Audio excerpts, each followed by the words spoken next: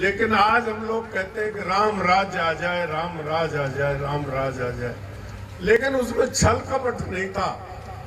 ऐसा नहीं है कि सारे ही अयोध्या में और उनके शासन में छल कपट नहीं हो। कुछ दुष्ट लोग उस वक्त भी थे, राक्षस लोग भी थे, और उस युग में आज भारतीय संस्कृति का सर्वश्रेष्ठ जो कैरेक्टर है वो भगवान राम है। आपने देखा होगा कि भगवान राम के जीवन में बहुत विकट समस्याओं से भरा हुआ उनका जीवन रहा, बहुत संघर्ष से भरा हुआ उनका जीवन रहा इसमें। और 33 करोड़ देवी देवता को अगर हम पूजें तो मेरे ख्याल से कहते हैं कि 100 वर्ष से ज्यादा कलयुग में आयु नहीं गिनी जाती, तो सबके दर्शन कैसे होंगे।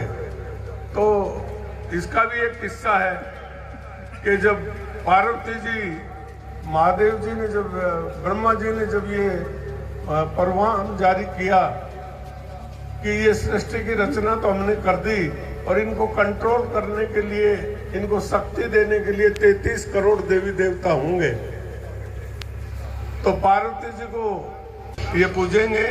और कहते हैं कि मुझे ज्यादा जानकारी नहीं है, पर इतना मुझे आभास है कि एक ही मंदिर है श्याम बाबा का, वो खाटू श्याम जी में, दूसरा कोई स्थान नहीं है। ये भी एक बहुत ही हमारे लिए खुशी की बात है कि हमारे तो श्याम बाबा के दर्शन करने में 1 मिलान की दूरी है, कोई ज्यादा दूरी नहीं है। तो हम तो स्वर्ग में बसते हैं, श्याम बाबा की धरती में बसते हैं, श्याम बाबा की जन्म उसमें स्थली में बसते हैं, तो हम तो बहुत ही नजदीक भगवान के हैं। और भारतीय संस्कृति में का सबसे महत्वपूर्ण जो अध्याय है वो ये है कि किसी की पूजा करने की जरूरत नहीं आपको, वैसे तो कहते। और कृष्ण को भगवान का रूप अब हम देते हैं। उस वक्त महाभारत काल में वो भी एक बहुत बड़े योद्धा और वीर और साहसी और दुष्टों को मारने वाले, खत्म करने वाले एक शक्तिशाली व्यक्ति हुए। उनके जीवन में भी कभी चैन से नहीं बैठे, आराम से नहीं बैठे, परिस्थितियों से घिरे रहे।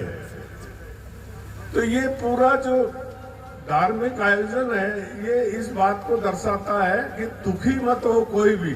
दुखी तो सभी को सारे लोग हुए, ऋषि मुनि जो भी हुए वो सब दुखी हुए, लेकिन अपने अपने ढंग से जीते थे और नाम रोशन किया, और उनके नाम से आज भी भारतीय संस्कृति जिंदा है।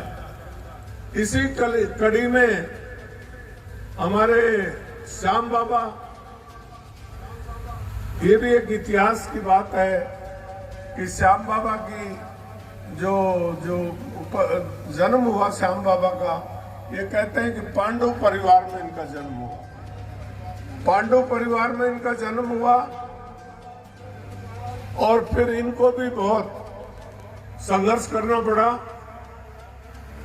और युद्ध झेलने पड़े और युद्ध करने पड़े। और कृष्ण भगवान ने इनकी बात सारी जो हमारी संस्कृति है इसका कहीं नामो निशान नहीं होता, परंतु सतयुग में और महाभारत काल में और अब ये हमारा कलयुग में और इससे पहले त्रेता युग में अलग-अलग महान हस्तियां हुई है। और उन्होंने, उन महान हस्तियों ने, सबसे बड़ी अचरज की बात यह है कि आज कहते हैं कि साहब मोक्ष मिल जाए तो सबसे बड़ी बात है और हमको तकलीफ नहीं मिले।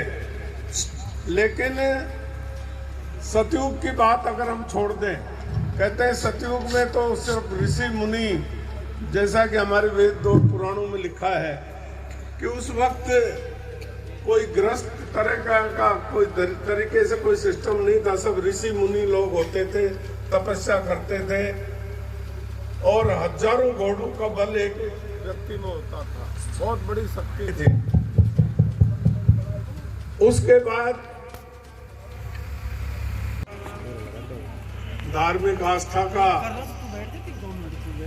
हमारे गांव में और आसपास की गांव और ढाणियों से पधारे हुए सभी भक्तगण, पूजा के योग माताएं, बहनें, भाइयों और प्यारे बच्चों, और हमारी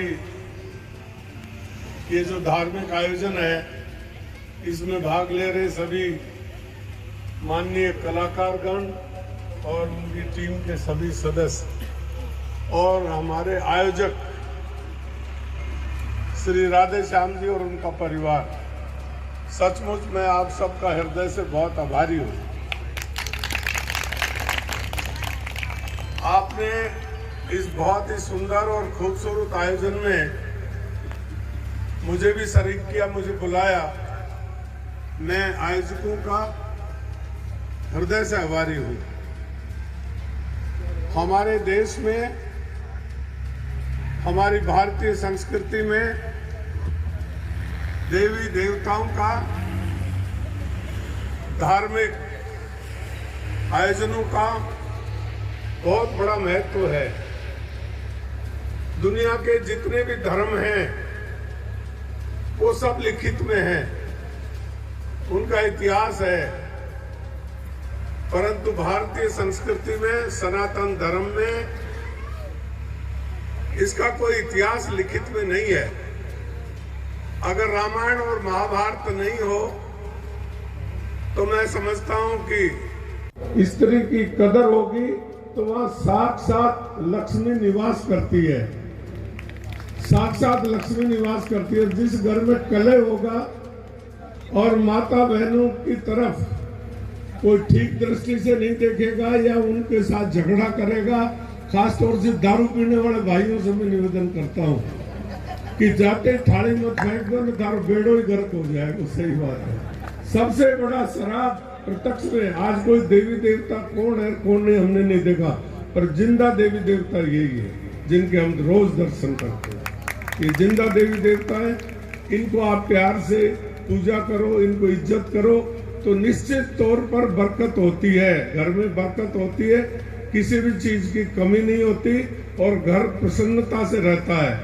और अगर आपने जरा भी झगड़ा कर लिया तो समझो बेड़ा गर्क है, फिर आप संभल नहीं पाओगे और ताश खेलते हुए बाहर बैठोगे, सामने दिन छिपे ही जो है रोटी बाहर चंगेरी में धरी हुई मिले।